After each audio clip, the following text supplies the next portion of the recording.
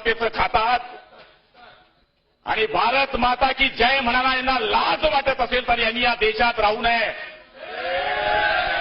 अध्यक्ष महोदय, छत्रपती शिवाजी महाराजांच्या स्मारकाला हे विरोध करतात. गोपीनाथ मुंडे साहेबांच्या आणि शिवसेना प्रमुखांच्या स्मारकाला हे विरोध करतात. अध्यक्ष महोदय,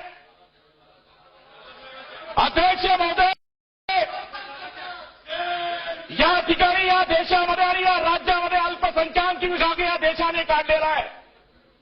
या देशामध्ये ना हिंदू ना मुसलमान हा कधी वाद आयुष्यामध्ये झाला नाही. अध्यक्ष महोदय, आणि यांचा बाप जो किळे नको जो ओळशी नावाची अवलाद या देशामध्ये निघाली आहे, त्यांची ही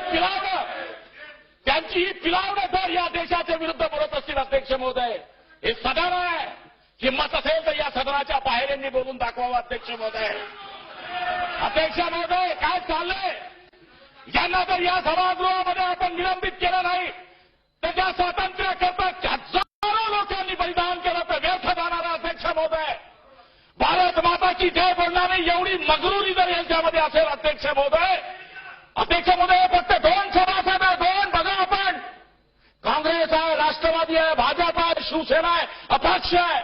सगळ्यांनी या ठिकाणी ऐकलं अध्यक्ष महोदय, आणि सगळ्यांनी पाठिंबा दिला की पहिले आमचा देश महत्वाचा आहे. आणि अशी ताकद जर वाढायला लागली अध्यक्ष महोदय, इस देश में रहना होगा कुत्तों तो वंदे मातरम कहना होगा.